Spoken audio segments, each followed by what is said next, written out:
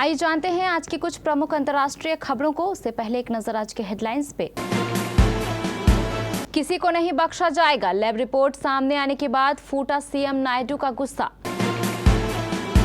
मुश्किलों से घिरी है वन नेशन वन इलेक्शन की राह, इन चुनौतियों से पार पाना सरकार के लिए आसान नहीं। इस साल भारत में होना था क्वाड शिखर सम्मेलन, फिर अमेरिका क्यों कर रहा मेजबानी।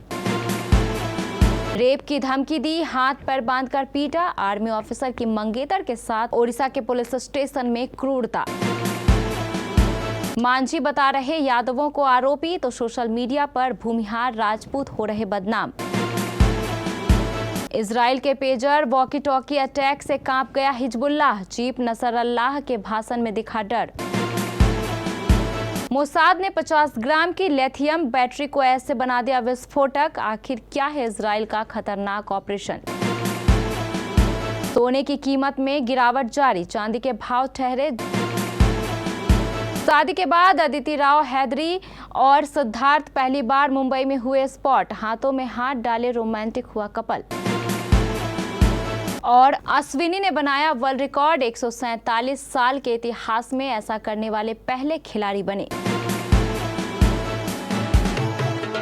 विश्व प्रसिद्ध तिरुपति के लड्डू में पशुओं की चर्बी के इस्तेमाल किए जाने मामले पर सियासी हंगामा जारी है। कुछ दिन पहले आंध्र प्रदेश के मुख्यमंत्री एन चंद्रबाबू नायडू ने पिछली वाईएसआरसीपी सरकार पर आरोप लगाया कि पूर्ववर्ती सरकार के दौरान विश्व प्रसिद्ध तिरुपति के लड्डू में पशुओं की चर्बी के इस्तेमाल किया गया था।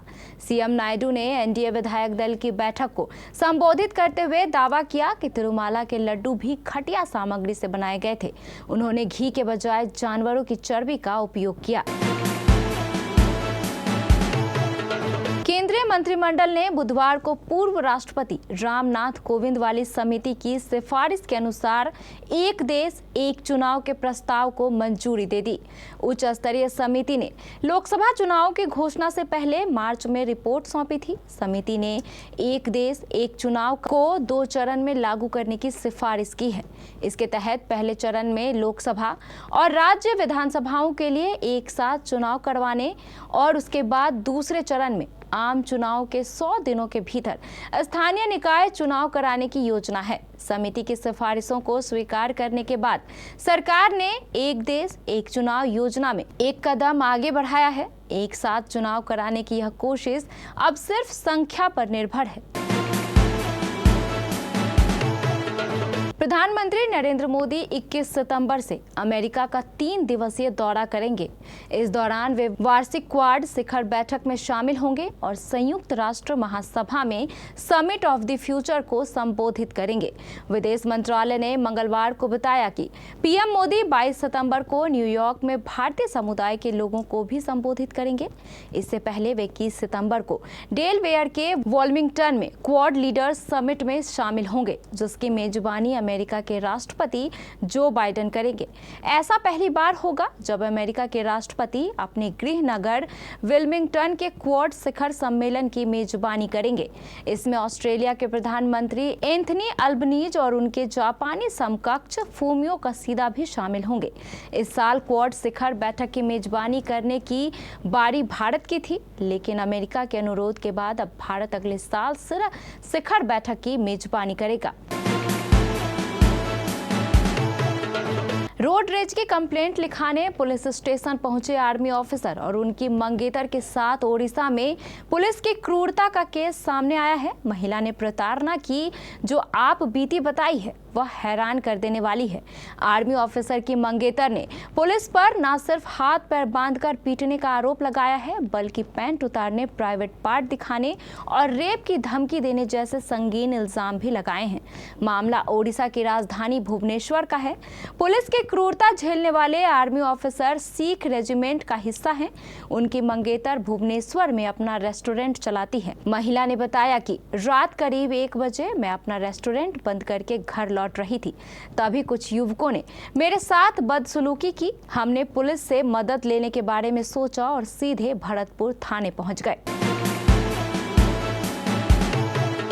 जिले में महादलित बस्ती में आगजनी करने वाले 15 लोगों को पुलिस ने गिरफ्तार कर लिया है। लेकिन इसके पहले जैसे ही मीडिया में यह खबर आई कि दबंगों ने महादलित बस्ती पर हमला किया तो एक खास जाति वर्ग के खिलाफ कमेंट और पोस्ट आने लगे। कहा जाने लगा कि इस कांड को या तो राजपूतों या फिर भूमिहारों ने अंजाम दिया होगा, क्योंकि दबंग तो यही दोनों जातियां हैं। कुल मिलाकर भूमिहार और राजपूतों को सोशल मीडिया पर बदनाम किया जाने लगा। इन अफवाहों के बीच जीतन राम मांझी ने यादवों पर कांड का ठीकरा फोड़ दिया। लेकिन इस लिस्ट को देखने के बाद सभी का सारा भ्रम दूर हो गया कि दबंगई किस जाति के लोगों ने की। लेबनान में पेजर और वॉकी टॉकी अटैक के बाद पूरा देश हिल गया है। यहाँ तक कि इस हमले हिजबुल्लाह बैकफुट पर दिख रहा है। भले ही वह इजराइल को देख लेने की धमकी दे रहा हो, लेकिन उसके चीफ नसरल्लाह हसन के भाषण के दौरान ऐसा कुछ दिखा नहीं। पहले जब नसरल्लाह भाषण देता था तो घंटों बोलता था, यहाँ तक कि उसे सुनने के लिए भीड़ जमा होती थी। लेकिन कल जब नसरल्लाह लाइव आया तो स्थिति ठीक इसके उलट थी। हसन नसरल्लाह के टेलीविजन भाषण को देखने के लिए सार्वजनिक सभा में उच्च स्तरीय पार्टी के अधिकारी और समर्थकों की अनुपस्थिति देखी गई। इजराइल और आतंकी संगठन हमास के बीच काफी लंबे समय से जंग चल रही है। इजराइल गाजा में लगातार हमास के आतंकियों को मार रहा है। हमास और इजराइल के जंग में लेबनान का कट्टरपंथी संगठन हिजबुल्लाह भी शामिल है। जब से हमास और इजराइल के बीच लड़ाई शुरू हुई है, तब से हिजबुल्लाह भी इसमें शामिल है। हिजबुल्लाह बार बार इजराइल और उसकी सेना पर हमला करता रहा है। हमास और हिजबुल्लाह दोनों मिलकर इजराइल पर हमला कर रहे हैं। हिजबुल्लाह को इजराइल आतंकी संगठन मानता है। इजराइल ने अब हिजबुल्लाह पर 2 दिन के भीतर 2 बड़े हमले किए हैं। मंगलवार को पेजर पर अटैक किए, जिसमें 12 लोगों की मौत हो गई और करीब 4000 लोग घायल हुए। पितृपक्ष की शुरुआत के साथ सोना खरीदारों के लिए अच्छी खबर है। सर्राफा बाजार में लगातार तीसरे दिन सोने की कीमत में कमी आई है। यूपी के वाराणसी में 20 सितंबर को सोने की कीमतों में फिर कमी आई। बाजार खुलने के साथ सोना 280 रुपए प्रति 10 ग्राम तक सस्ता हुआ। वहीं बात चांदी की करें तो उसकी कीमत में आज कोई बदलाव नहीं हुआ। बता दें कि सोने चांदी की कीमतें हर दिन टैक्स और उत्पाद शुल्क के कारण घटती बढ़ती रहती है। शुक्रवार को सर्राफा बाजार में 24 कैरेट सोने की कीमत 280 रुपए टूटकर 74,600 रुपए प्रति 10 ग्राम हो गई। इसके पहले 19 सितंबर को इसका भाव 74,880 रुपए प्रति 10 ग्राम था। वहीं बात 22 कैरेट सोने की करें तो शुक्रवार को उसकी कीमत 250 रुपए टूटकर 68,400 रुपए प्रति 10 ग्राम हो गई। इससे पहले 19 सितंबर को इसका भाव 68,650 रुपए प्रति 10 ग्राम था।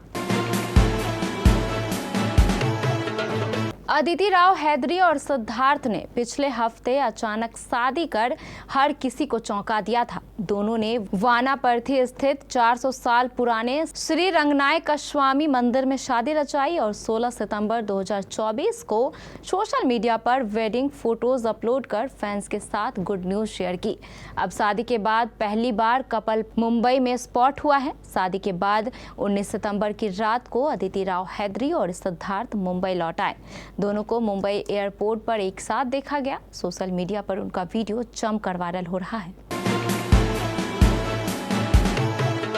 भारत और बांग्लादेश के बीच चेन्नई में खेले जा रहे पहले टेस्ट मैच में रविचंद्रन अश्विन ने वर्ल्ड रिकॉर्ड कायम कर लिया है। उन्होंने मैच के पहले दिन अपने टेस्ट करियर का 6ठा शतक लगाया और अब भी नाबाद क्रीज पर डटे हुए हैं। उन्होंने असल में वर्ल्ड रिकॉर्ड बैटिंग में नहीं बल्कि एक ऑलराउंडर के तौर पर बनाया है। बताते चले कि अश्विन अपने करियर में 6 शतकों के अलावा 16 50 भी लगा चुके हैं। रविचंद्रन अश्विन टेस्ट क्रिकेट में एक बल्लेबाज के रूप में 20 मौकों पर 50 या उससे भी अधिक स्कोर और साथ ही गेंदबाजी में 30 से अधिक 5 विकेट हॉल लेने वाले पहले क्रिकेटर बन गए हैं। 147 साल के टेस्ट क्रिकेट के इतिहास में अब तक ऐसा नहीं हुआ था, इसलिए अश्विन एक साथ ऐसा करने वाले दुनिया के पहले क्रिकेटर बन गए हैं।